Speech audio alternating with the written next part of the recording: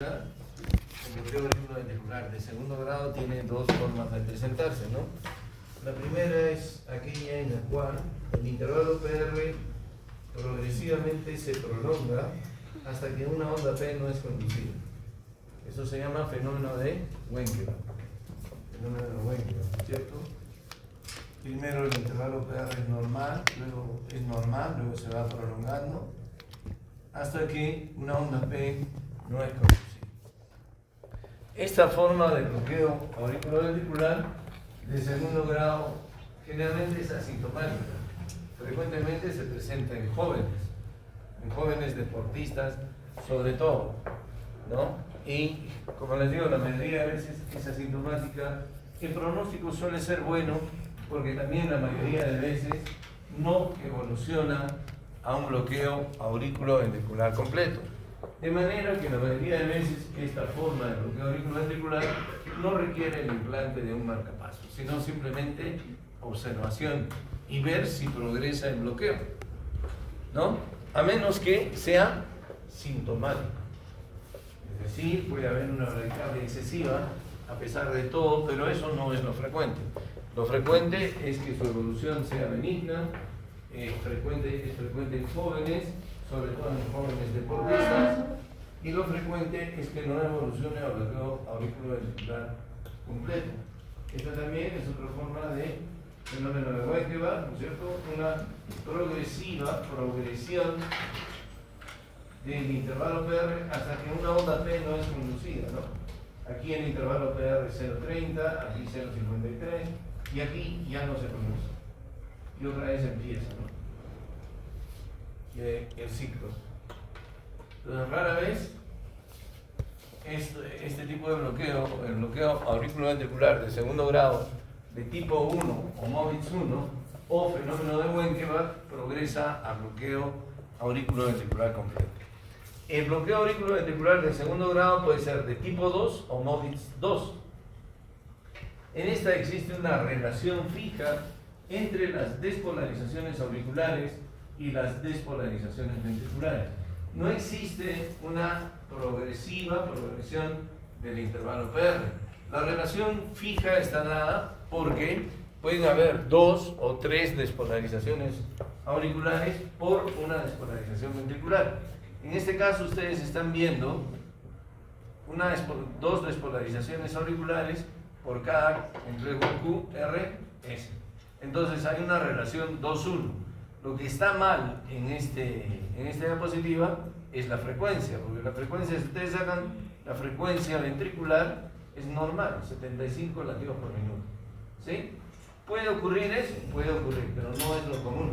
Lo común es que esto se asocie a una bradicardia intensa, menos de 40 latidos por minuto. Bueno, eso es lo común. Entonces, existe una relación fija entre las despolarizaciones auriculares y las despolarizaciones ventriculares, con una conducción 2-1, 3-1, así como le daban a Perú antes en las eliminatorias, 2-1, 3-1, 4-1, nunca había empate, ¿no es cierto? Lo más común es que sea una conducción 2-1, pero asociado a bradicardia, porque si ustedes ven, lo que sí es cierto, lo que sí está correcto aquí en la diapositiva, observen que la despolarización auricular tiene una frecuencia de 150. ¿No? Aquí tienen ustedes una onda P, otra onda P, y si sacan la frecuencia es de 150. Entonces el nódulo sinusal está disparando a 150 latidos por minuto. Y la frecuencia ventricular es exactamente la mitad, 75 latidos por minuto. ¿Sí? Entonces existe una relación fija, no existe una prolongación del intervalo PR. Este bloqueo auriculoventricular sí es de mal pronóstico, frecuentemente evoluciona a bloqueo auriculoventricular completo, frecuentemente evoluciona a bloqueo auriculoventricular completo. Muy frecuentemente es sintomático. ¿Qué síntomas produce? Mareos, presíncope, y dependiendo de la frecuencia cardíaca, que puede ser muy baja, puede haber incluso insuficiencia cardíaca. El paciente puede tener signos de insuficiencia cardíaca. Y entonces, en este tipo de bloqueo auriculoventricular de segundo grado, a diferencia del otro, que es tipo 1, este es tipo 2, este sí es de mal pronóstico y suele evolucionar a bloqueo auriculoventricular completo. Y luego está el bloqueo auriculoventricular de tercer grado o bloqueo auriculoventricular completo, caracterizado por una situación. ¿Cuál es la situación que caracteriza al bloqueo auriculoventricular de tercer grado o bloqueo auriculoventricular completo? La disociación auriculoventricular. En los otros bloqueos que acabamos de revisar, el de primer grado, el de segundo grado tipo 1 y el de segundo grado tipo 2, existe algún tipo de relación entre la despolarización de las aurículas y la despolarización de los ventrículos, ¿no es cierto? Existe algún tipo de relación. En este tipo de bloqueo existe una completa disociación auriculoventricular. ¿Qué quiere decir esto?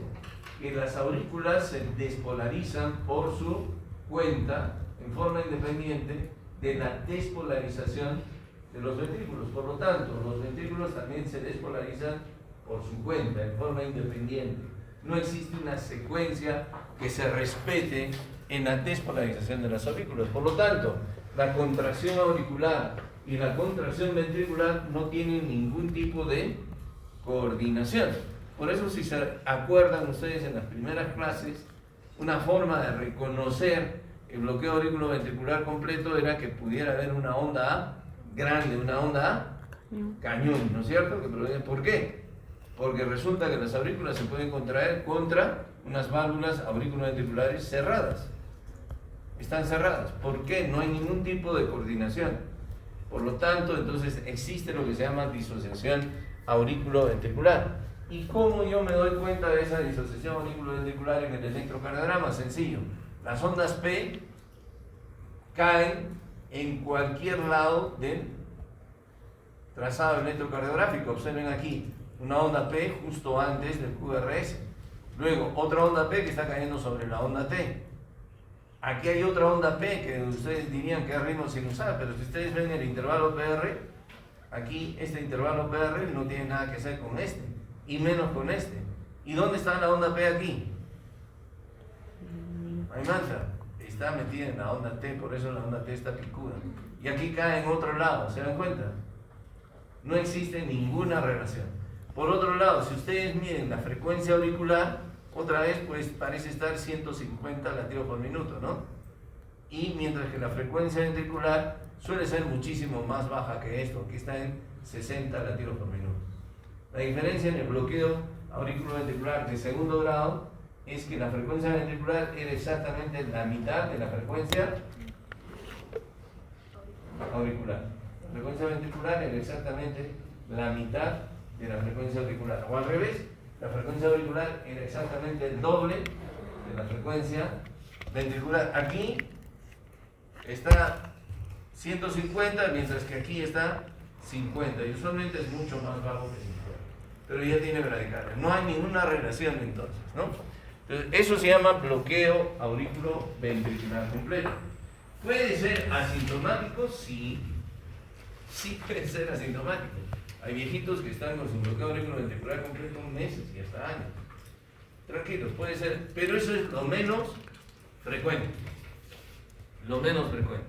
Así como en el bloqueo de tipo de segundo grado, tipo 1, la mayoría es que estén asintomáticos y lo menos frecuente es que estén sintomáticos.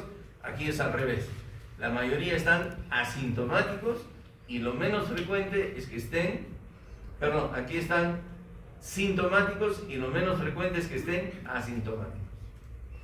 ¿Cuáles son los síntomas? Otra vez, ¿qué síntomas tienen? Mareo, síncope, presíncope, disnea, insuficiencia cardíaca, todo eso dependiendo del gasto cardíaco que pueda generarles la frecuencia cardíaca. Entonces, ese bloqueo, de modo que si la mayoría en este caso está sintomático, necesitan el tratamiento definitivo. Sin embargo, cuando enfrentamos un bloqueo auriculoventricular de tercer grado, aparte de hacer el diagnóstico de disociación auriculoventricular, entonces lo único que tienen que ver es bien, por eso les digo, fíjense en la onda P, en qué derivaciones se ve la onda P. Si no ven, busquen en otras derivaciones la onda P, porque me he encontrado con muchos de ustedes que solamente ven de 2 y no está en ritmo sinusal, claro. Sí, claro. Quieres impresionar a la doctora Fénix.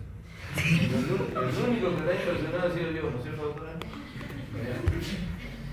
Mis armas, mis canas y mis años. Ya, así nos impresiona una dama. Que quita más en nada. ¿No es cierto? Así, bien. Y en la primera cita no puedes intentar chaparla. ¿No? Eso ya es a partir de la segunda, tercera. Esa es la parte filosófica de la cosa.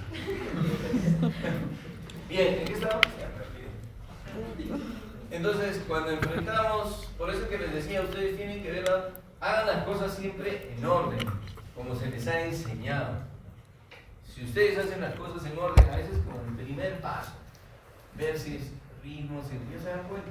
Hoy, caray, está bloqueado, hay disociación auriculoventricular, busquemos la onda P, midamos el intervalo PR que tiene que ser más o menos constante. Aquí no tiene ningún tipo de constancia el intervalo PR. Se dan cuenta que está en bloqueo auriculoventricular completo.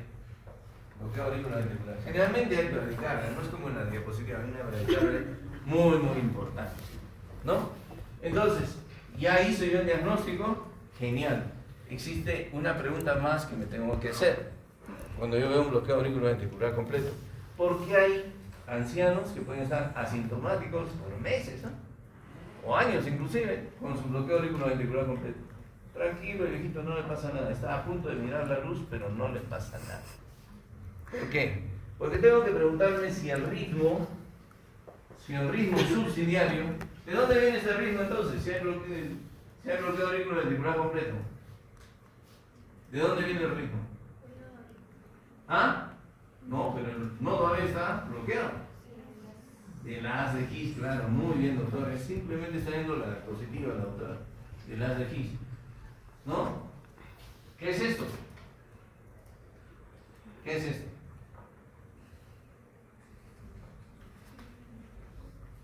¿Qué creen que es eso?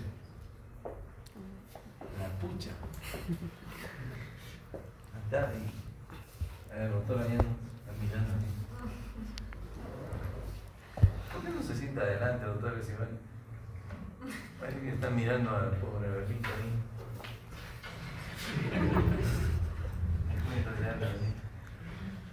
¿Qué es esto? Son ondas P, ¿no es cierto? Este es un bloqueo auriculoventricular completo, pero sin ritmo subsidiario. Bueno, ¿no apareció? Y eso puede pasar. Este paciente, entonces, sí está viendo la luz, ¿no es cierto? Ya se está muriendo, se murió, no hay latido. Hay latido auricular, pero no hay latido ventricular. Este paciente se está muriendo. Para que no pase eso, es que tengo que fijarme, y este es un bloqueo auriculoventricular transitorio, miren, porque aquí está el ritmo sinusal, está normal, y de repente, pum, paro, asistolia, ¿no? No hay latido ventricular, hay asistolia ventricular. Sí hay sístole auricular, pero no hay sístole ventricular. Un bloqueo auriculoventricular completo, sin ritmo subsidiario. Eso lo vemos frecuentemente nosotros cuando ponemos marcapaso. A veces ponemos el marcapaso, el paciente se acostumbra. Cuando queremos salir del marcapaso ya no se puede porque solamente hace eso, hace asistolia. Entonces se nos suben ciertas cosas hasta la garganta y otra vez ponemos. Entonces, como les decía, tengo que hacerme otra pregunta. ¿El ritmo subsidiario? Uno, ¿existe ritmo subsidiario? No. Y dos, la otra pregunta es que tengo que decir si el ritmo subsidiario es estable. Es estable. Y cuando yo digo que el ritmo subsidiario es estable, o el comando ese, ¿no es cierto? El comando, cuando hemos dicho, cuando falla el nodo sinusal, el nódulo AB asume el mando. Si falla el nodo AB, el haz de His. Si falla el haz de His, el ventrículo, el sistema de His-Purkinje, ¿no es cierto? Muy bien. Cuanto más bajo sea el nivel del ritmo subsidiario, más inestable es. Entonces, cuando yo digo que es estable el ritmo subsidiario, cuando tengo este trazado. Miren, aquí también hay un bloqueo AB completo. No hay ninguna relación entre las ondas P y los complejos QRS, como ven, ¿no es cierto? No hay ninguna relación. Bloqueo AB completo, pero el QRS es estrecho. Es estrecho. Ese QRS estrecho en presencia de un bloqueo auriculoventricular completo, me dice que el ritmo subsidiario es estable. ¿Qué quiere decir que es estable? Pues quiere decir eso, que no va a desaparecer de un momento a otro, como hemos visto en la diapositiva anterior. Que no va a desaparecer, que no lo va a predisponer al paciente a asistolia. Que no va a desaparecer de un momento a otro. ¿Este paciente necesita que le pongan marcapaso? Sí, sí necesita, pero probablemente lo pueda tratar. Este es el electro de los viejitos, como les digo, que están meses con su bloqueo, que pueden esperar. Tranquilo, pueden esperar. Y pueden entrar a que se les coloque el marcapaso en forma electiva. Mientras que el de abajo, observen, el complejo QRS es ancho, ¿sí? Es ancho, propio de un latido originado en el ventrículo. Además, los complejos QRS son diferentes. Este complejo QRS no se parece a este no se parece a estos se parecen un poquito entre ellos. Y entonces, ¿eso qué señala? La inestabilidad del foco subsidiario. ¿Qué quiere decir inestable? Que en cualquier momento desaparece y en cualquier momento pues ese paciente va a entrar en esto, en asistolia. La diferencia es que a este paciente tengo que ponerle marcapaso inmediatamente, no necesariamente definitivo, puedo ponerle un marcapaso transitorio, ¿no es cierto? Y después programar su colocación. Este otro puede esperar días, está tranquilo, también le voy a poner, también puede estar mareadito, con disney, etc. Pero su ritmo subsidiario es estable. Este no es estable, porque estos latidos son de naturaleza ventricular. Como ven ustedes, existen complejos QRS de diferente morfología y anchos. Eso me dice que el ritmo subsidiario para nada es estable. Entonces, no es suficiente hacer el diagnóstico del bloqueo auriculoventricular completo, sino hacerse esa otra pregunta, ¿sí? Si el ritmo es estable o no. ¿Y el tratamiento definitivo cuál es? Marcapaso. Colocar marcapaso definitivo. Ese es el tratamiento definitivo. ¿Qué tipo de marcapaso? El marcapaso bicameral. ¿Eso ponemos en el Cusco? Sí, ponemos en el Cusco. ¿Ponemos en el hospital? Sí, ponemos en el hospital. ¿No? Ya estoy viejo, yo ya no debería poner marcapasos. En otros sitios, personas mayores de 60 años ya no ponen marcapasos. Ya no. Por indicación, porque el doctor Montesino dice que me va a llamar hasta que yo venga con silla de ruedas, no quieren ver cómo. Ya no voy a hacer. Hasta que me jubilen. Por eso estamos haciendo hombres a otras personas. Llegará el momento en que se haga hombre. Muy bien. Entonces, eso en cuanto a las bradiarritmias. Las taquiarritmias, ¿no? Vamos a hablar de taquiarritmias. Ya hemos dicho que tanto las bradiarritmias como las taquiarritmias se producen por alteraciones en la génesis del impulso o en la conducción del impulso, ¿no? El mecanismo más frecuente es las alteraciones en la conducción del impulso generadas por el mecanismo de reentrada, ¿no? Podemos hablar las despolarizaciones, tanto prematuras, tanto auriculares como ventriculares, las incluimos, en las taquiarritmias, por dos cosas. Uno, porque suelen producir manifestaciones de las taquiarritmias, palpitaciones, y dos, porque a veces desencadenan estas despolarizaciones, taquiarritmias también, tanto supraventriculares como ventriculares. Las taquiarritmias pueden ser sostenidas o no sostenidas. ¿Qué quiere decir sostenida? ¿Que alguien la sostiene? No. ¿Cierto? Sostenidas, que hablamos de una taquiarritmia sostenida cuando dura más de 30 segundos, especialmente la taquicardia ventricular. ¿Sí? Cuando la taquicardia ventricular dura 30 segundos o más, esa es una taquicardia ventricular sostenida. Menos de 30 segundos es una taquicardia no sostenida. ¿Ya? Cuando hablamos de taquiarritmia, cuando la frecuencia ventricular es mayor de 100, comúnmente hablamos de eso. Entonces, por eso decimos que la frecuencia normal del nódulo sinusal es de 60 a 100, ¿no es cierto? pero ya hemos dicho que puede ir incluso desde 30 hasta más de 200 latidos por minuto. Pero esencialmente, digamos, hablamos de taquicardia cuando la frecuencia ventricular es mayor de 100 por minuto. Sin embargo, esta definición tiene algunas limitaciones. Por ejemplo,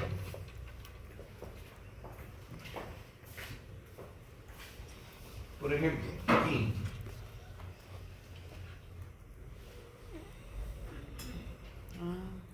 ¿Qué frecuencia tiene esto? 50, ¿no? ¿Sí? Y como decía bien la doctora Félix, eso, el ritmo subsidiario viene del haz de His. Ese es un ritmo estable, ¿cierto? El QRS está estrecho. Pero la frecuencia intrínseca del haz de His, ¿cuánto es? No es 50, es bastante menos de 50. Entonces, aquí está el radicárdico, ¿sí? Tiene 50 latidos por minuto, ¿sí? Está el radicárdico, pero como su frecuencia intrínseca no es 50 o más, este paciente está con una taquicardia que se dice idioventricular. O una taquicardia de la unión aurículo-ventricular, pero está radicárdico, su frecuencia cardíaca es de 50. Entonces, hay estructuras que pueden entrar en taquicardia y están dentro de los límites normales, como la unión auriculoventricular o el nodo auriculoventricular, ¿no? La frecuencia intrínseca del nodo auriculoventricular no supera los 60 latidos por minuto, pero hemos visto, por ejemplo, que en el otro estaba en 75 latidos por minuto.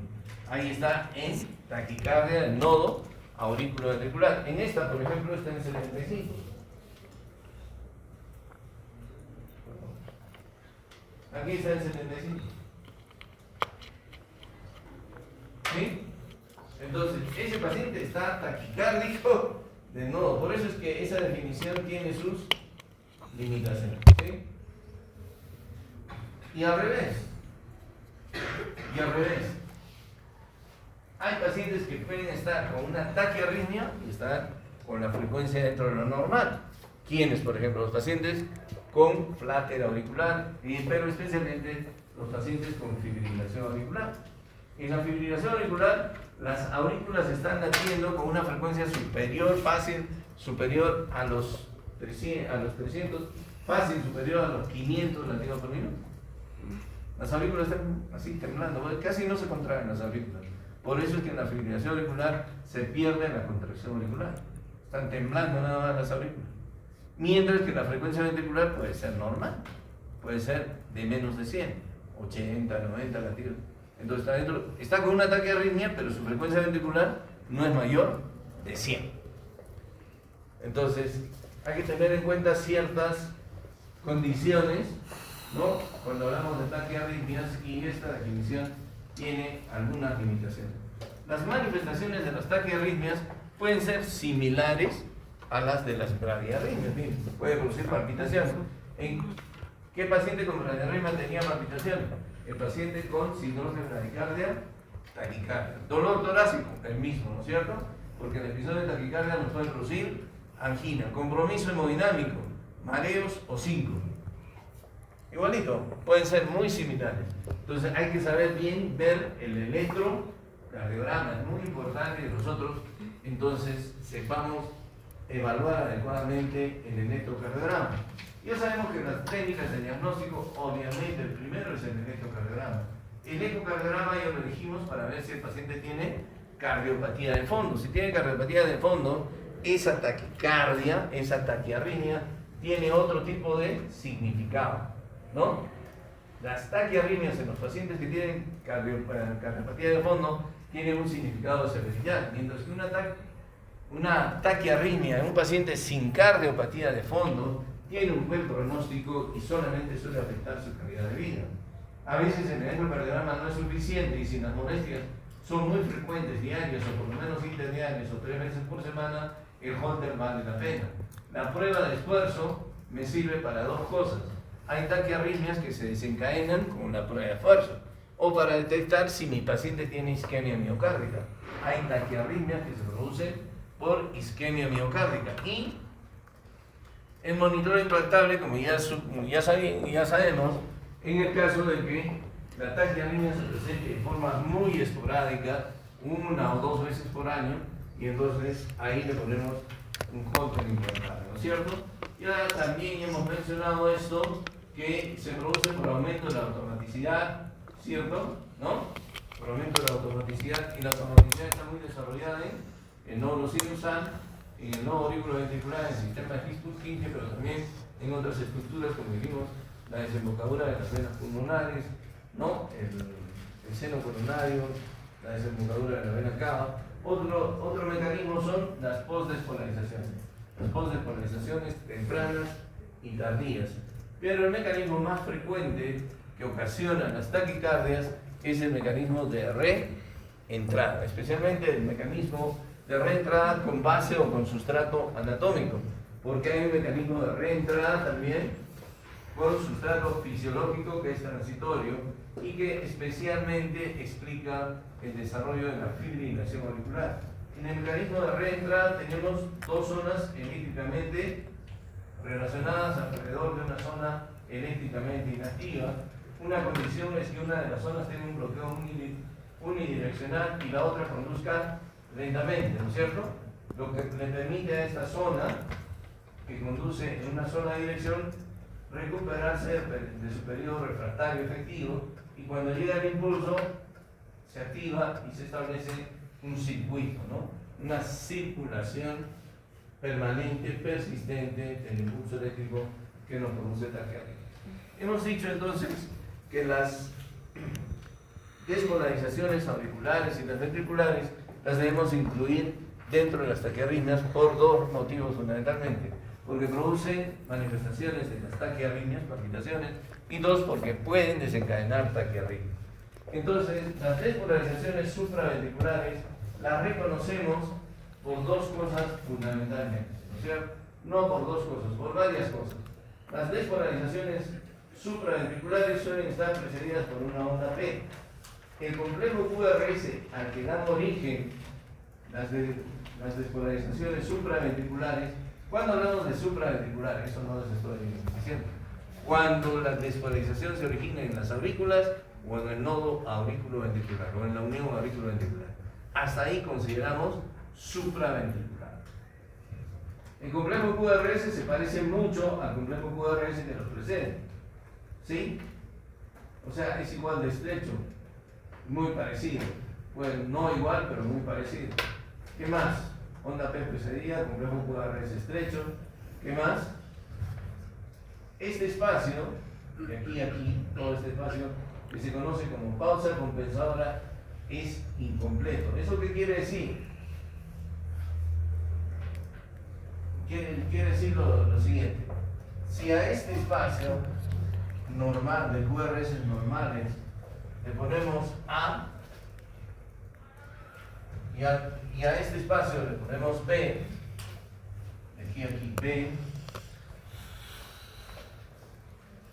y al otro le ponemos C, y a este espacio, de aquí a aquí, le ponemos C. Todo esto de aquí a acá, de acá para acá, se llama pausa compensadora. ¿Sí? Muy bien. La pausa compensadora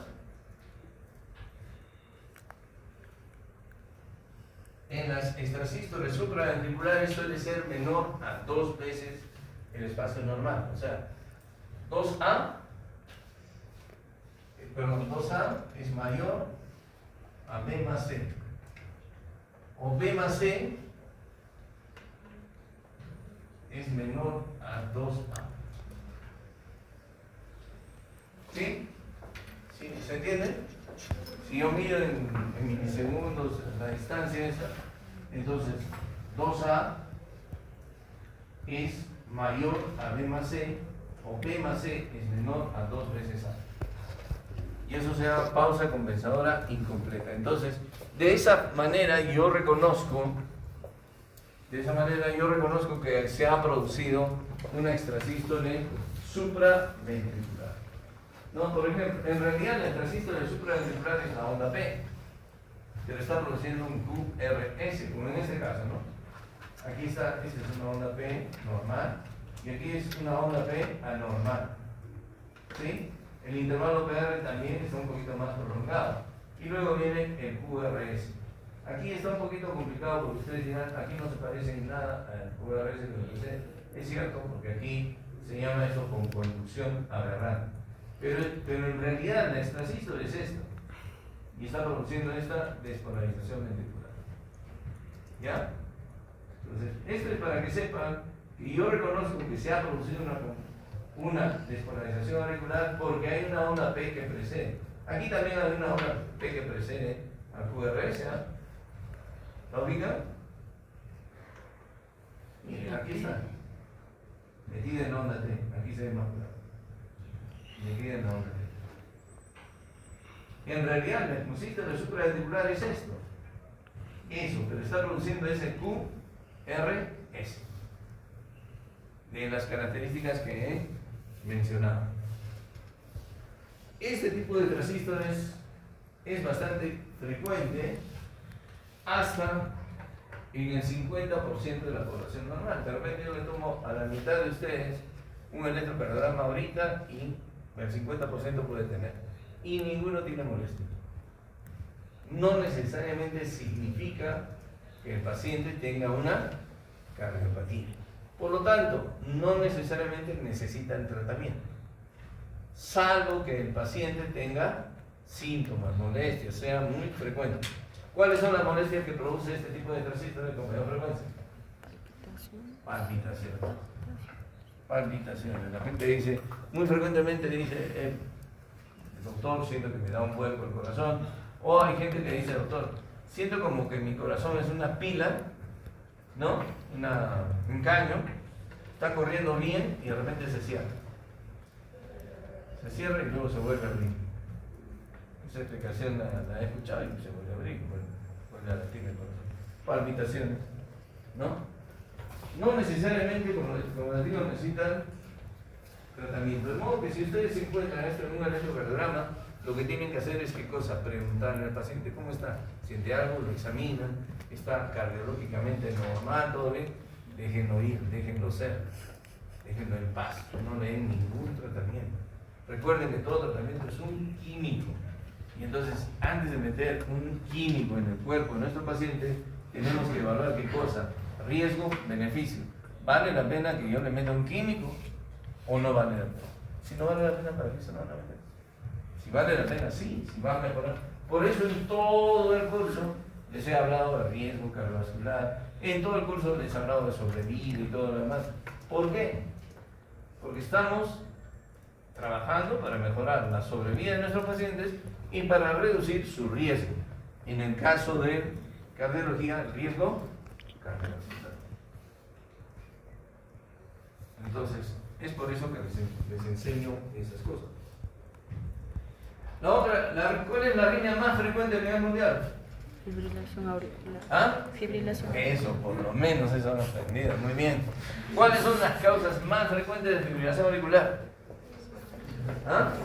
Edad. La hipertensión, ¿qué más? La edad. Ya, claro, me miran, la edad, ¿qué más? Enfermedad coronaria. ¿Ah? Enfermedad coronaria. Enfermedad, a nivel mundial esas son las tres. Y en nuestra región, o en países pobres como nosotros, como el nuestro, ¿no es cierto? Las enfermedades vasculares. Pero donde vayan ustedes, si van a Europa, a un país del primer mundo, no le van a decir, le preguntan, ¿y cuál es la primera causa de fibrilación auricular? Si le dicen enfermedades vasculares, van a quemar. Vivos. No. Eso es en tu pueblo, te van a decir. Y es la verdad. En nuestro pueblo, ¿no es cierto? Es la verdad. A nivel mundial, hipertensión, la edad y enfermedad coronaria. El hecho solo de envejecer ya nos predispone a fibrilación auricular. El hecho de enseñar cardiología, ¿no es cierto?, a Walking Dead, ya te predispone a fibrilación auricular. No son ustedes como mi residente, ustedes por lo menos caminan. Mi residente flota ya. Muy bien. Entonces la fibrilación auricular es la arritmia más frecuente a nivel mundial. Las causas son las que ustedes ya las han dicho, ¿no es cierto? Y se caracteriza por qué.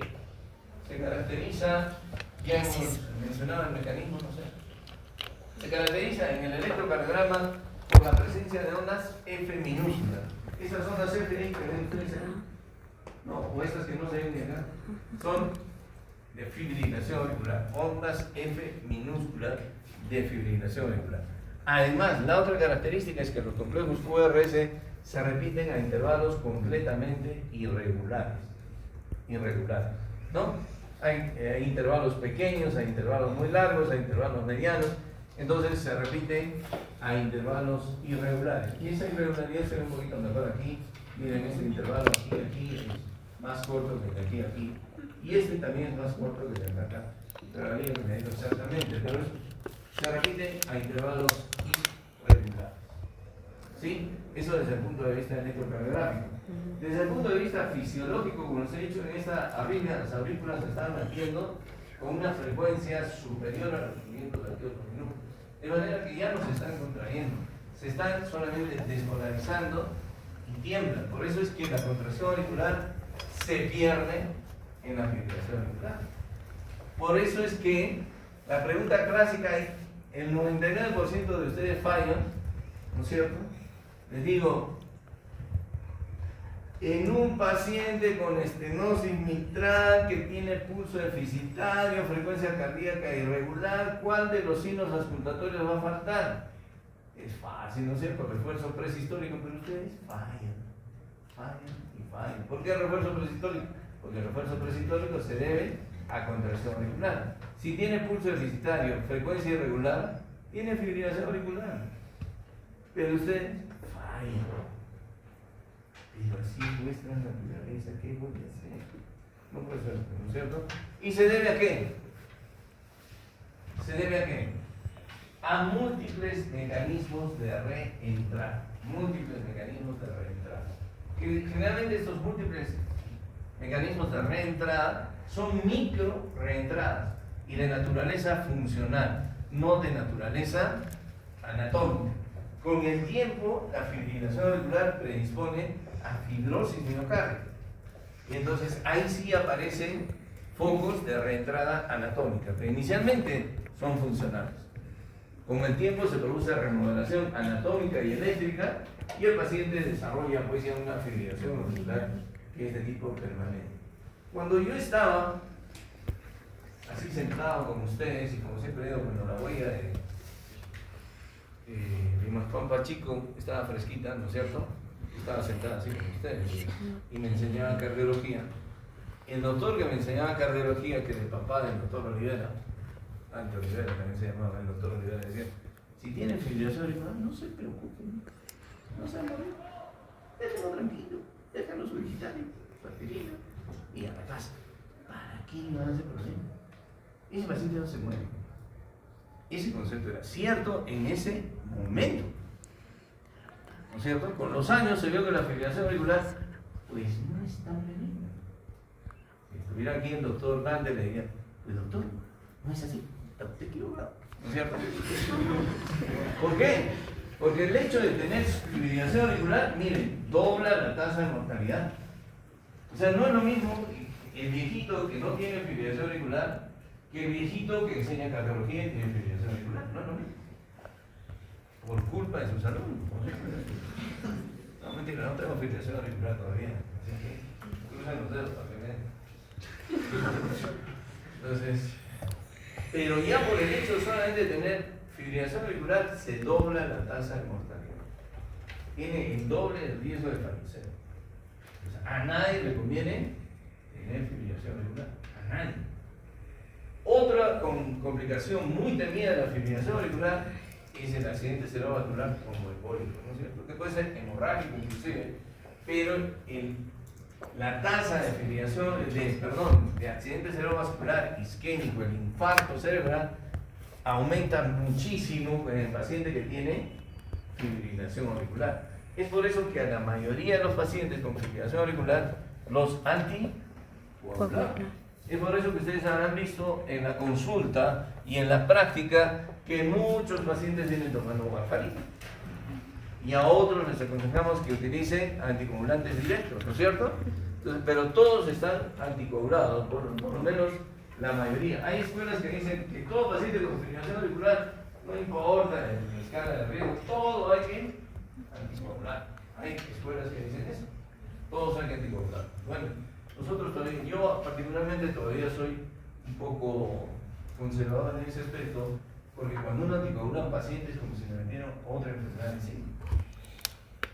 Por ejemplo, si empezar a usar warfarina todos los meses, van a vivir el tiempo de pronto, todos los meses su pinchacito. Y eso fastidia, ¿no es cierto? Y también es un riesgo, porque se puede infectar, a veces si no tiene cuidado, pues hasta el nervio, la lesión. Son tonterías que hay que tener presentes, ¿no? Las hospitalizaciones aumentan por fibrilación auricular. La calidad de vida y la capacidad de ejercicio disminuye. Entonces no es una arritmia tan benigna como le decía mi querido profesor en ese momento, pero en ese momento era el concepto correcto, era el concepto adecuado. Y ya después, como sigue evolucionando la medicina, ha cambiado, ¿no? Y la función ventricular izquierda disminuye. De modo que por el hecho de tener fibrilación auricular, nomás el paciente está predispuesto a hacer insuficiencia cardíaca. La fibrilación auricular también es causa, como ya dijimos, ya vimos antes, ¿de qué? ¿De qué? De insuficiencia mitral. De modo que todos ustedes deben tener insuficiencia, fibrilación auricular. Tienen insuficiencia mitral, pero de esta mitral, ¿no es eso? No, mentira, mentira. Hay gente que se ha sacado 19, está muy bien.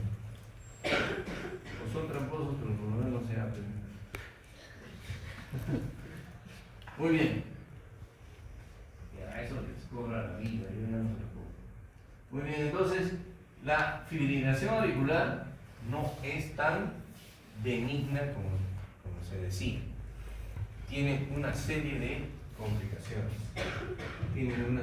¿Cómo manejamos la fibrilación auricular? De acuerdo a las formas. La fibrilación auricular tiene diferentes formas de presentación.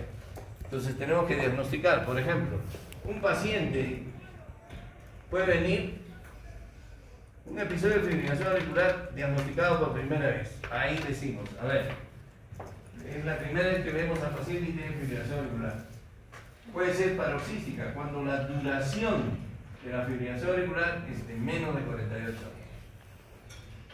Paroxística. Este tipo de fibrilación auricular es producido por los focos arritmogénicos que hay en la desembocadura de las venas pulmonares. La fibrilación auricular paroxística se produce generalmente por la hiperactividad de el automatismo incrementado en esos focos. Luego está la persistente, es aquella que tiene más de 7 días de duración o que requiere cardioversión, ya sea eléctrica o farmacológica. Más de 7 días, esa es la persistente. Luego está la persistente de larga duración, es aquella que tiene más de un año. Y luego está la permanente, es aquella que es aceptada por el médico y por el paciente. Entonces podemos encontrarnos con cualquiera de estas condiciones en los pacientes, ¿no? Estas dos primeras especialmente son pasibles de revertirlas a ritmo sinusal, es decir, la paroxística y la persistente, aquella que tiene poco más de 7 días de duración, son pasibles.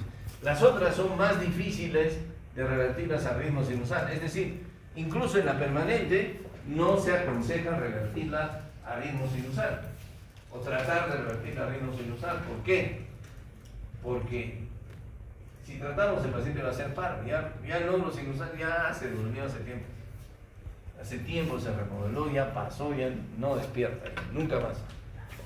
Cuanto más tiempo dure la fibrilación auricular, más difícil se hace su reversión a ritmo sinusal. Cuanto más corta sea la duración de la fibrilación auricular, es más posible que nosotros podamos revertir a ese paciente a ritmo sinusal. Entonces, estos son los diferentes tipos de fibrilación auricular. Y la paroxística es, como les digo, aquella que se produce por el hiperautomatismo de los focos ubicados en la desembocadura de las venas pulmonares, ¿no es cierto? Entonces, nuevamente, los tipos de fibrilación auricular, no hay ningún tipo de remodelación aquí en la fibrilación auricular paroxística, menos de 48 horas. Luego está la persistente, o que requiere cardioversión, ahí ya se está remodelando y puede haber fibrosis y remodelación eléctrica. Y luego está la de larga duración o la permanente, en la que hay un sustrato de fibrosis. Entonces, cuanto más dure la fibrilación auricular, al inicio les he dicho que los focos de reentrada, en todos hay reentrada. Los focos de reentrada son fisiológicos, no hay fibrosis. Pero cuanto más tiempo dure, aparecen focos de fibrosis que hacen que la fibrilación auricular se vuelva permanente. Permanente. ¿Ya? En todos hay micro reentrada. Bien, ya hemos dicho entonces que me conviene mantener al paciente el ritmo sinusal. ¿Por qué me conviene? Porque que tenga fibrilación auricular le duplica su tasa de mortalidad. ¿Sí? Cuando yo retorno a un paciente con ritmo que vino con fibrilación auricular persistente, por ejemplo, o paroxística, lo retorno a ritmo sinusal, no le reduzco su posibilidad de embolia, porque la aurícula queda medio tonta, así como mi residente, lo que dicen stunning auricular, ¿no es cierto? No, como mi residente o stunning del residente. Vean, ¿lo han visto mi residente? Bueno, sí. Anda atrás de esto. No, igualito queda la aurícula. Entonces, no se contrae, a pesar de que el electro diga que está en ritmo sinusal, la aurícula no se contrae igual hasta después de un tiempo. Entonces, eso también necesita anticoagulación. Entonces, el riesgo, ya se sabía, esto es de un Harrison de hace mucho tiempo, pero lo conservo ahí porque ya desde ese tiempo se sabía que los pacientes con fibrilación auricular tienen factores que favorecen en mayor o menor porcentaje el DSM isquémico, ¿no es cierto? Y aquí dice historia de ataque isquémico transitorio, estenosis mitral, hipertensión, diabetes, insuficiencia cardíaca, crecimiento auricular izquierdo, contraste espontáneo en el eco. En base a eso se estableció esta escala, la escala del CHAS, primero CHAS 2 y después del CHAS base, ¿no? CHAS 2 y después del CHAS base. ¿A qué se refiere el CHAS? C, insuficiencia cardíaca congestiva, congestive heart failure. H, de hipertensión. A, de edad, en inglés, age. Varones mayores de 70 años. Mujeres, a partir de los... En varones y en mujeres, la edad de 70 años les da 2 puntos. Pero a partir de los 60 años les da 1 punto según esta escala, ¿no? Según esta escala. S de stroke. ¿Y por qué 2? Si el varón tiene 2 puntos, a ese paciente hay que anticoagular. Y si la mujer tiene 3 puntos, a esa paciente hay que anticoagular. ¿No es cierto? No significa que el paciente que tiene 0 no tiene riesgo. Porque miren aquí, no significa que el paciente que no tiene ninguna de estas condiciones no es que no tiene riesgo. Miren, lo que pasa es que su riesgo es bajo.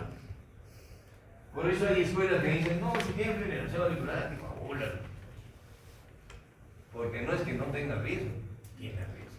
Pero hay otras escuelas que dicen, no como yo, cuando tú anticoagulas a una persona, es como que le metas otra enfermedad encima. Entonces, yo trato de ser un poco conservador en ese aspecto. Pero si ustedes son agresivos, no tengo cómo debatir esa posición. Porque el paciente con CHAS 0 no significa que no tenga riesgo. Y luego esto está en la última guía, es el CHAS base, ¿no? De tasa de accidente cerebrovascular. Aquí se incluye otras. La edad de 65 a 74 años, 1 punto, ¿no? En varones, más que de 75 a 70 años es en la actualidad. Y aquí tienen categoría de sexo, es decir, sexo femenino. Eso lo han aclarado por este problema del género sexual y todo. En realidad, biológicamente, como les he dicho en algún momento, biológicamente solamente hay 2 sexos, no hay nada. ¿Sí? Varón y mujer, no hay otro. No importa qué cirujano plástico visiten, igualito van a ser, o son varones o son mujeres. No importa, ¿no es cierto? Lo demás es socialmente determinado. Lo otro son problemas socialmente determinados, pero a nosotros nos interesa la biología. Entonces, si es mujer, como les dije, tiene 1 punto. Si tiene 70 años o más, tiene 2 puntos, no 75. Esto han bajado a 70 años. Y de 60 a 70 años, 1 punto. Si tiene 2 puntos y es varón, lo anticoagula. Ya de por sí, si tiene 70 años o más, ya está, se acabó. Hay que anticoagular si es varón. Si es mujer, tiene 70 años, le busco otro factor más y lo anticoagulo. Como les digo, para seguir la guía internacional. ¿No? 2 puntos en los varones y 3 puntos en las mujeres. Pero si ustedes por ahí dicen, no, yo igual lo anticoagulo, tampoco hay como rebatir esa posición.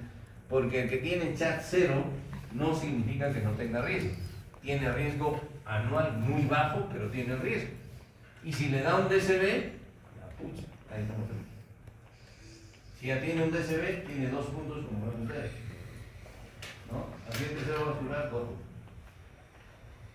Muy bien. Y entonces, esa es la tasa ajustada, ¿no? De pacientes a año. Muy bien. Entonces, antes esto era la anticoagulación, etcétera, pero ya es sencillo, hemos resumido. ¿A quiénes anticoagulamos? ¿Cierto? Varones que tienen chat 2 y mujeres que tienen chat 3.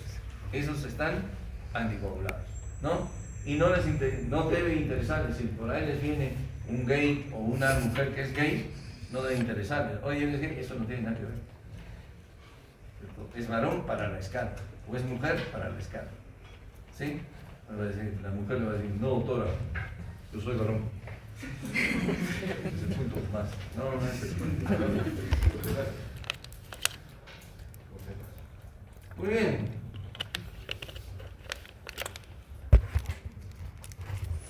Les hago una pregunta. ¿Cuál creen que emboliza más? ¿La fibrilación auricular paroxística, persistente, la permanente de larga duración o la permanente? ¿Cuál? La persistente de larga duración o la permanente. ¿Cuál creen que emboliza más? ¿En cuál de todas esas formas el riesgo de embolia es mayor?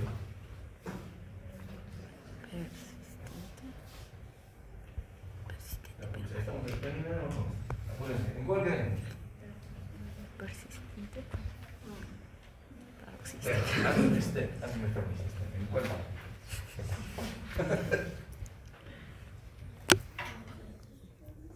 En la paroxística dice, no, me ha decepcionado. Tú hazme feliz. Persistente. En todas. Todas tienen el mismo riesgo de embolia. Todas. Por eso, pues, cuando uno diagnostica fibrilación auricular, no importa el tipo de FA que estén ustedes bien. Es lo que dice el manejo. ¿Sí?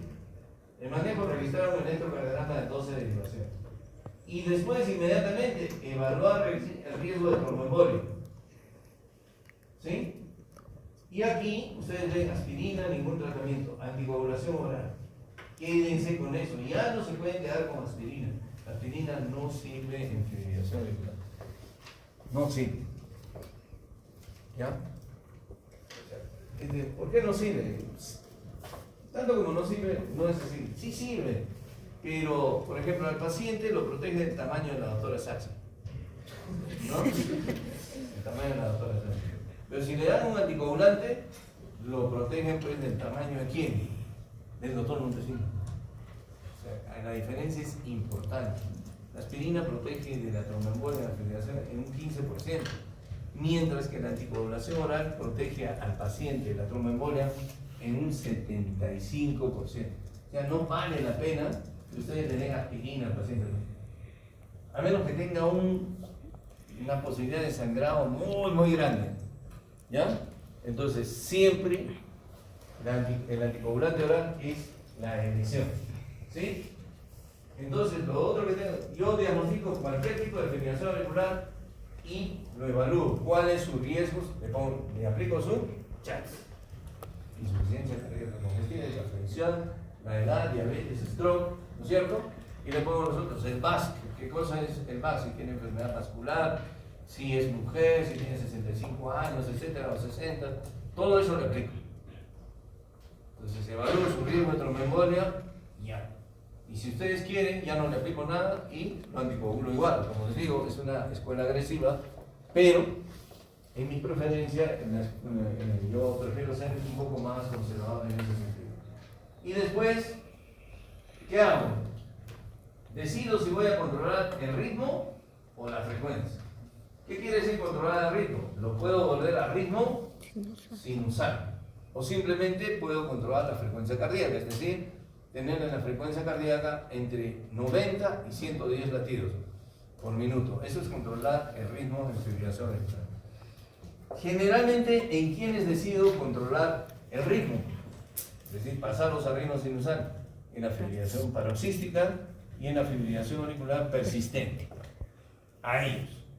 ¿Por qué? En la fibrilación auricular persistente de larga duración va a ser más difícil pasarlos a ritmo sinusal. Va a ser difícil conseguir ese resultado. Y mucho más difícil, casi imposible en la permanente. Entonces, en las dos primeras, control de ritmo, puedo intentar controlar el ritmo. Y en las dos segundas, solamente el control de la frecuencia cardíaca. Y a todas, anticoagulación. ¿No? ¿Y con qué los anticoagulo? Orales, anticoagulantes. ¿Ah? Anticoagulantes orales. ¿Perdón? Anticoagulantes orales. Claro, con los anticoagulantes orales. ¿Pero con qué? ¿Warfarina o anticoagulantes directos? Directos. Directos. De preferencia con los anticoagulantes directos. ¿Cuándo doy warfarina? ¿Cuándo doy antagonistas de la vitamina K? Solamente cuando el paciente tiene una prótesis valvular mecánica,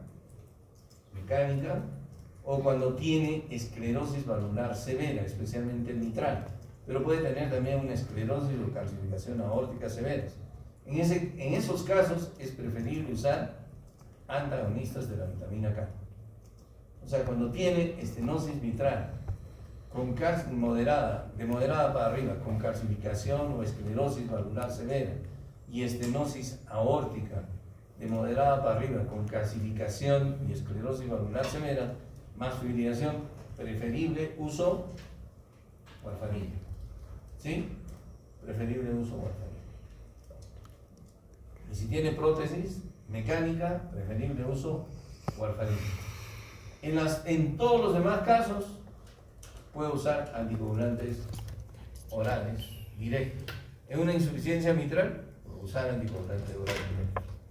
En una insuficiencia aórtica, puede usar anticoagulante. En una cardiomiopatía dilatada con fibrilación auricular, anticoagulante directo. Muy bien.